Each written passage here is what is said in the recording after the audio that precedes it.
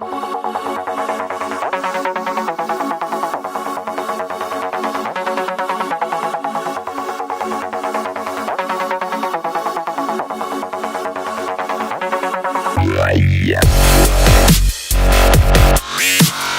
guys, it's Angelo Christian with another episode of Learning Hub.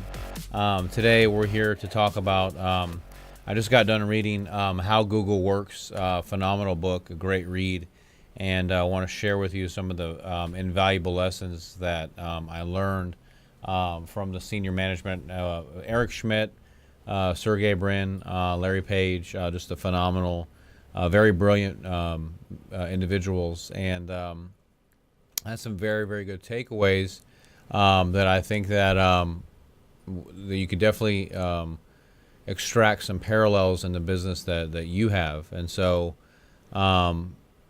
you know, obviously they've built a phenomenal organization, one of the best businesses ever, and I think that you know, it's fair to say that it can be deduced down to certain core elements that potentially could be, you know, copied or understood and injected into another type of venture. And so we're going to talk about some of those things today and see what, you know, see if the lessons, the takeaways you can apply towards running your business. And so I think one of the key things, well, there are several. I'm just going to go and talk about the things that I really liked about the book. You know, it's really about, you know, coming up with a great idea. You know, they say that in the book that innovative products is what's going to drive, you know, drive the world, drive sales. And so, you know, you have to constantly be trying to achieve and think deeper and go deeper about coming up with innovative products. You know, so for example, like you know, Android, you know, Google Search, Google Glass, the self-driving car, and you have to have this mindset of that products that are innovative and new is what's going to you know, rule the world or rule the roost. You know, and you have to, you know, constantly be striving for new programs. Like for example, in my mortgage business, you know, we just released a 1% down program. Now people can buy a house with 1% down. You know, that's a product that helps to drive the marketplace. And there's no income cap on that loan program. There's zero down programs. You know, so those are innovative products to that really appeal to the masses because, you know, a lot of people don't have a lot of money to buy a house. You know, so and so that's a huge thing that you constantly need to be searching for new innovative products. Just don't stay with what you have, obviously, and you want to keep going deeper and deeper with your business. And so so one of the things that they have a really good ratio that I think that helps me a lot, and Eric Schmidt says that you need to spend 80% of your time on what drives revenue the most. And so whatever the main drivers are for revenue, you need to be spending 80% of your time on that. And they have a very good ratio, 70-20-10, and 70% needs to be on the core business, 20% needs to be like on like R&D stuff, and then 10% just needs to be like on daydreaming, like, you know, mindless endeavors, you know. And so that's their ratio for how Google operates. You know, they'll have 70% on, you know, AdWords, and or, you know, their core businesses, 20% like on right now their you know, for example, the driving car, and then 10% on real crazy ideas, and that's kind of how they allocate their capital too. They may put a little bit of money on these crazy ideas, but most of the money's on the core business. And so I think that one of the biggest takeaways I got from reading the book is that they're just a ridiculous commitment to hiring and retaining top phenomenal people. Okay, I mean, they really make them go through several interviews, mind-boggling type of questioning, to make sure that this individual is absolutely right. And so a series of very tough questions, with critical thinking to see how this person is going to respond, and really deducing what type of individual that is based on the responses that they're given, and then having to go through multiple types of interviews, not just a one and done, and kind of asking oddball questions or questions that really make somebody think, and then trying to gauge their mental capacity, or commitment to trying to solve the problem and the question, because that's kind of a reflection of how they're probably going to be at work. So, and they won't settle. They won't settle if it means that they can't get a position filled. They'll just wait. They'll wait it out until they find the right person, and then they'll do whatever they can to retain that person. Whether, offering them stock options, promoting to different channels of the company, giving them more responsibilities, and doing whatever they can once they get that person in there to do whatever they can to retain them and pay them very well. And and setting the proper expectations for that individual, training them very well. But really, when they hire someone that's very smart, letting them make the decisions. They don't need to be micromanaged. Kind of like a lot of the stuff with from Good to Great with Jim Collins is talking about. You hire a really great person, and then get the hell out of the way. And I agree with that. I mean, if you're having to micromanage somebody, you probably hired the wrong person. And I do believe that. I mean, we probably hired the wrong individual if you have to watch everything that they're doing. So I think that is a really huge thing, and something I need to do as a manager that's an operator here, is that I've had to learn the hard way. Is what I've done previously, and it's a lesson I've learned, is that I've let let the bushes grow out, and then I pruned, afterwards. But it's costly, and it takes time, and there's people were hired that shouldn't have been hired, and I don't know if that's really now from learning about Google and Amazon and how top businesses run, GE, if that's really the smartest thing to do. And so this to me makes a lot more sense, to hire really good people, pay them very well, that can handle the job. And I've learned that the people that have stuck around, that have done really well with me, they kind of foster that type of mentality already. So the other thing is that what they talk about is obviously focusing on your core business, but focusing on the user or the customer, or whoever the user is. And in this case, it's our customer, first, and then our employee. Those are our people that we need to be focusing on, for making sure that with the customer is taken care of, and that the friction is reduced, and that they're appeased, and they're satisfied, they're happy, and we've exceeded their expectations. I can't tell you time and time again, how I've had to learn that the hard way, because sometimes a customer, you could have disagreements, or there could be issues that arise, and you get emotional, and it could really backfire, and you could have a knee-jerk reaction and say something that could damage the relationship, and you have to know how to be diplomatic about it and handle it, because that's your lifeblood, are your customers. And I'm not saying the customer's always right, but it needs to be resolved and worked out. And you really need to have systems, proper training in place, infrastructure to make sure that transaction is as smooth as possible, and you try to eliminate as many bumps as you can. So focusing on them, and then one thing that, aside from that, is to think really big. Instead of saying, well, I want to do $1 million in sales, I want to do $1 billion in sales, and then how do I do that? How do I make that real? So you got to change the way you're looking at things. You got to think really big. Is one thing that Larry Page talks about, is okay. Instead of thinking that I want to enable internet access to just people in northern North Korea.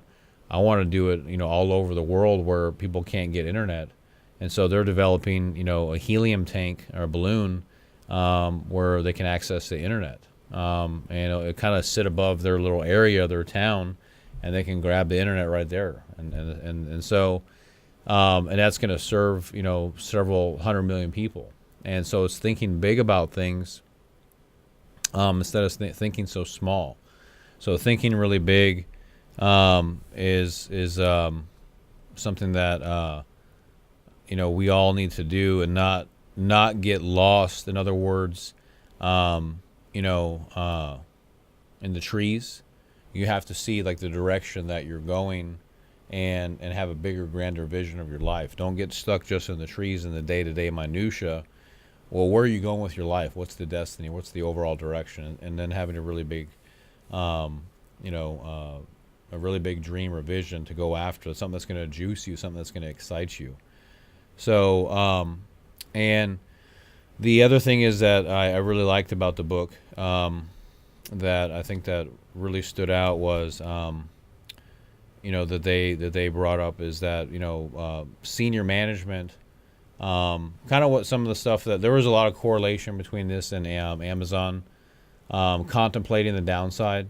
Senior management needs to ask hard questions about the business, and knowing how to deal with those situations if they could arise. In other words, if let's say that if all the employees quit, what would you do? If politics regulation changed in your industry, how would you handle it? If let's say that the government steps in and starts regulating your business in a different way, what are you going to do? And knowing how to respond to those questions and having plans in place can really help to save your company in the event that those things happen, at least starting to think about it.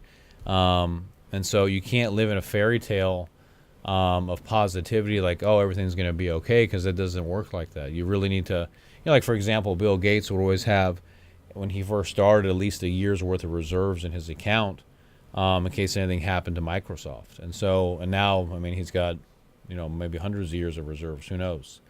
So, whereas some business owners, they live or operate, month to month or, day to day, that's very scary to do. And so, having a backup plan in case your manager quits, what are you going to do? And knowing what to do and having a plan just in case that happens, in case this system goes down, in case this server goes down, in case this camera stops working, do you have a backup camera? I mean, all these different things that could occur, and you want to have proper things in place in the event that these things occur. What will you do? So very, very important, I think, and I need to be doing a lot more of that. I mean, I'm so busy right now with building my company and growing it that I need to be doing more of that, and I'm very guilty of it, and I will. It's very, very important. The other thing that I really like that I sometimes get overwhelmed with, like, what to focus on, what to do. And they think I noticed about the way Google senior executives, they put things like in statistics, and more numbers to make decisions, which is great. I think you need to do that. But like, for example, like in order to engage in an endeavor, like, the driverless car or the phone, Android or whatever they're going to do, they have some questions that it has to go through, some systematic questions in order to, if it hits those check marks, then they'll do it. For example, let's say that they want to start a new investment in something or a new endeavor. The first thing they want to know does it affect a mass scale of people? Is it gonna whatever they're gonna do? Like, let's say that I want to do a mortgage business, which I have.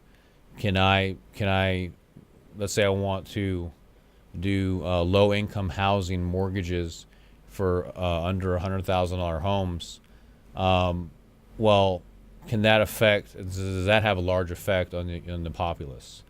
Yeah, it does. Several million people need a home, probably below $100,000, but I mean, people aren't building them. So that meets the first criteria, is that it will affect several million people. They say that don't engage in it if it's not going to affect several million people. That's the first thing. The second thing is the technology there, or is it within reach? Because if the technology is not there, like for example, I have ideas, and they're just ideas of, I'm sure everyone once has an idea for a cure for cancer, but I have ideas as far as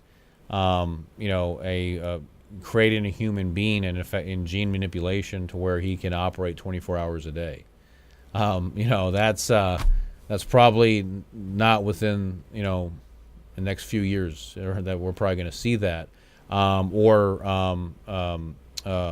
manipulating the way our body metabolizes calories. Imagine that if you could eat whatever you want and nothing could happen to you. You eat, a bucket of ice cream and it turns to muscle. Maybe one day that'll happen, but that technology is not right there right now. So you want to focus on technologies that are within the scope right now that you can utilize as a,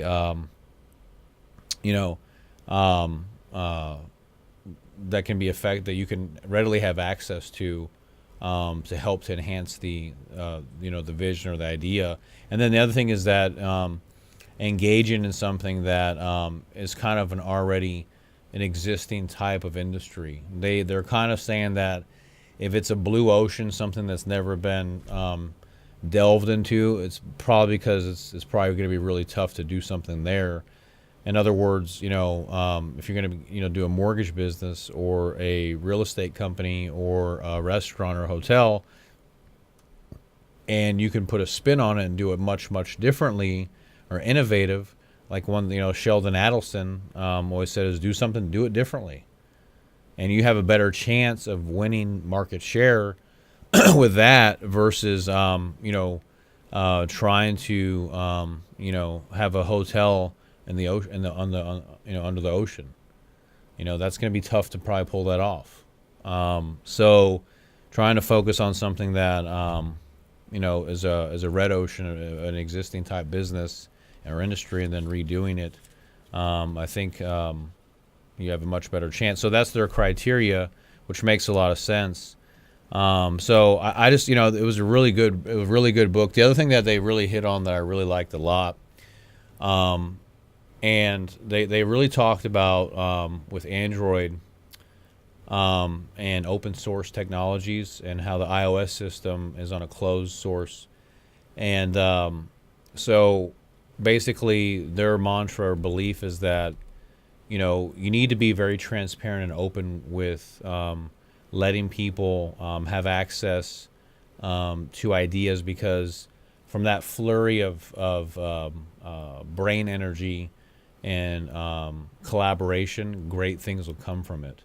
And they think that the reason why Android operating system has done so well, because it was on an open source, and by attracting very smart, creative talent to that, it's helped to make it even much more innovative and more effective. And whereas they think that the iOS system, it was on a closed source, that it couldn't go as far maybe as it could have, because Steve Jobs kept things very private and was extremely detail oriented and micromanaged everything. Their belief is that that's not really the best way to do it. It's better to keep everything open, and obviously not everything can be kept open. They have things that are private within Google, but just the idea that if you're and that's how they are with their employees. So every week, I thought this was very interesting. Senior management gets with the employees and goes out to a draft house and drinks, and they talk, and they allow all the employees to speak their mind about topics or questions. It's not a dictatorship or a hierarchy military type management. Employees can speak their mind and speak how they feel.